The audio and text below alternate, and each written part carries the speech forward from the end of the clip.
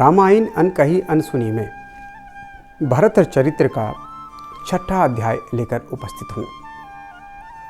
यह बहुत ही मार्मिक और संवेदनशील है।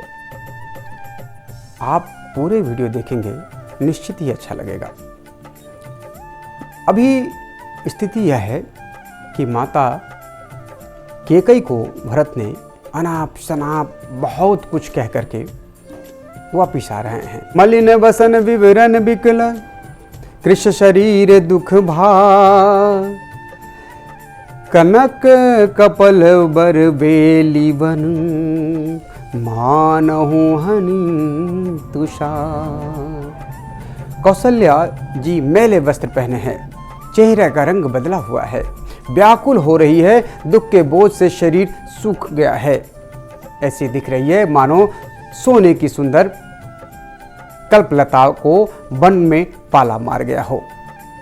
भरत ही देख मातु उठ धाई, मूर्छित अवनी पड़ी झय आए। देखत भरतु बिकल भय भारी, परे चरण तन दशा विसारे। मंगल भवन अमंगल हारी, द्रवहु सुदशरथ अजिर बिहारी। भरत ही देखे। भरत को देखते ही माता कौशल्या उठ दौड़ी, पर चक्कर आ जाने से मूर्छित होकर वो पृथ्वी पर जा गिरी। यह देखते ही भरत जी बड़े व्याकुल हो गए और शरीर की सुध भुलाकर चरणों में गिर पड़े। कौशल्या थोड़ा सा होश में आती है और आगे देखिए भरत को क्या क्या कहती है। कौशल्या जब होश में आती है और भरत को देखती है तो उनके मन में कुछ अलग चलने लगता है। कौशल्या ने मीठी चुटकियां लेते हुए भरत से कहा, बेटा तुम अवध का राजा चाहते थे ना, बन जाना।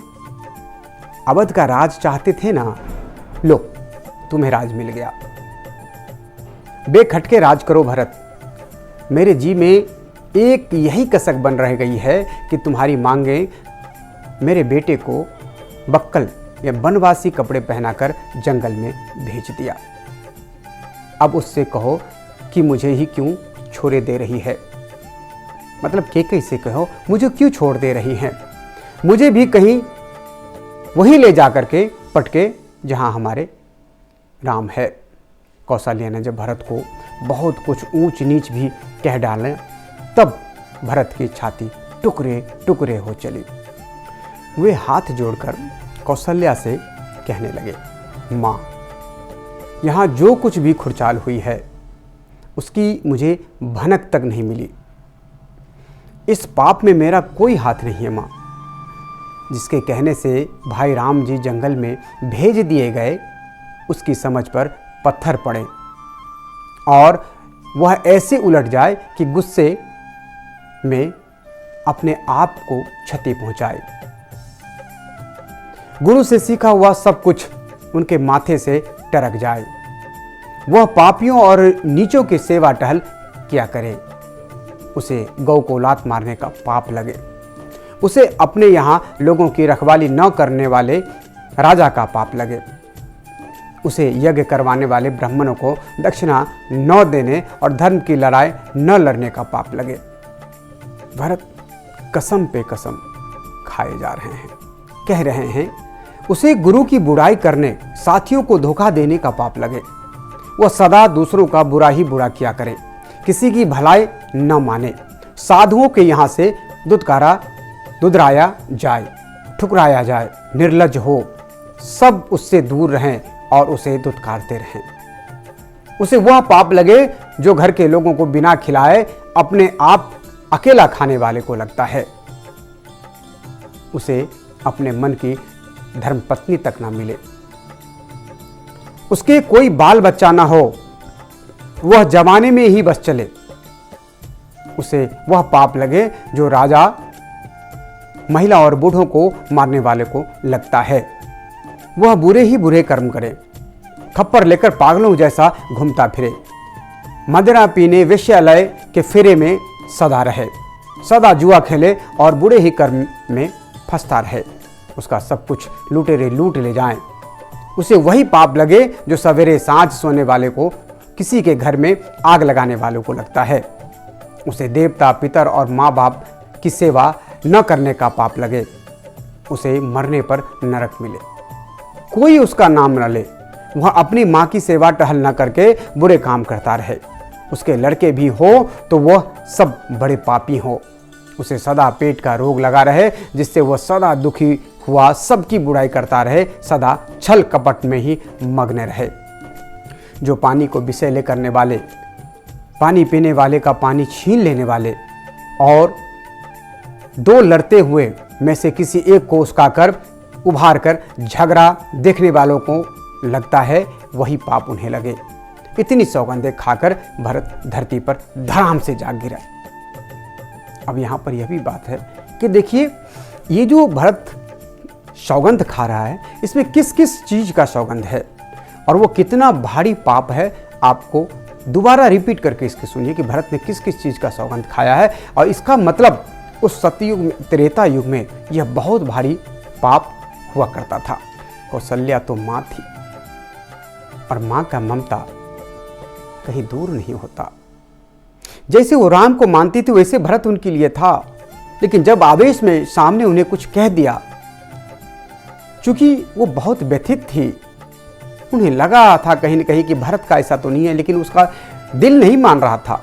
जब भरत सौगंध खाकर मूर्छा खाकर नीचे गिर गया, कौशल्या झट उन्हें उठाकर गोद में चिपटाते हुए कहा, बेटा, कितनी अच्छी बात है कि तुम्हारा मन घर में लगा हुआ है, उसे डिगा नहीं, तुम्हारा जी सच्चा है।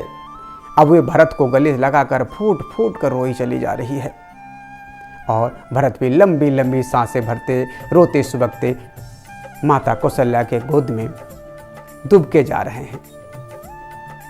आंखों से आंसू झर झर बह रही है। शत्रुघ्न माँ के आंचल पकड़कर बैठ चुके हैं। माँ कौशल्या अपने आंचल से भरत के आंसू को पोंछ रही हैं। भरत उनके गले से गोदी में चिपके हुए हैं। यह मातृत्व का प्रसंग, थोड़ा अंदाजा तो लगाइए कि क्या दृश्य हुआ होगा। तब तक वशिष्ठ जी भी वहां आ पहुंचे थे। वे जैसे जैसे कहते चले वैसे वैसे भरत महाराज दशरथ का बड़े ढंग से सब क्रियाक्रम करते रहे, बहुत सा दान देते रहे और तिल के साथ जल देकर अयोध्या में घर के सब लोगों के साथ धरती पर बैठते और लेटते रहे। 13वें दिन जब सब काम पूरा हो चुका, तब भरत और शत्रुघ्न दोनों फूट फूट कर रो उठे। वशिष्ठ और सुमंत्र ने ज्यों त्यों करके उन्हें सब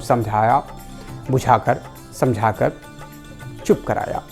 आंसू पोंछने पर शत्रुघ्न भरत से कहा, मुझे यही बात कचोट रही है भैया कि जब मदमाती निर्लज्जी के कई मैया को, श्री राम भैया को जंगल में भेजने को मचल रही थी, अड़ी हुई थी, तब लक्ष्मण जी कैसे चुप साधे खड़े देखते रह गए। बताइए ना, वो तो इतना क्रोधी है, इतना गुस्सैल है, इतना बड़ा अत्याचार को सह कैसे लिए। उन्होंने तभी महाराजा को बांधकर भैया को उस गहराई हुई विपदा से क्यों नहीं बचाए, क्यों नहीं ऐसा उपाय किया जो महाराजा वचन न दे, क्यों नहीं किया। अब भरत विचलित होकर शत्रुघ्न को देख रहे हैं और शत्रुघ्न भरत को देख रहे हैं। अब आगे का प्रसंग मैं आपको सुनाऊंगा। इससे आगे की घटना, आगे के प्रसंग में बहुत ही मार्मिक होगा, वो भी जो आपको सुनना चाहिए। जय सिया राम। बहुत बहुत धन्यवाद।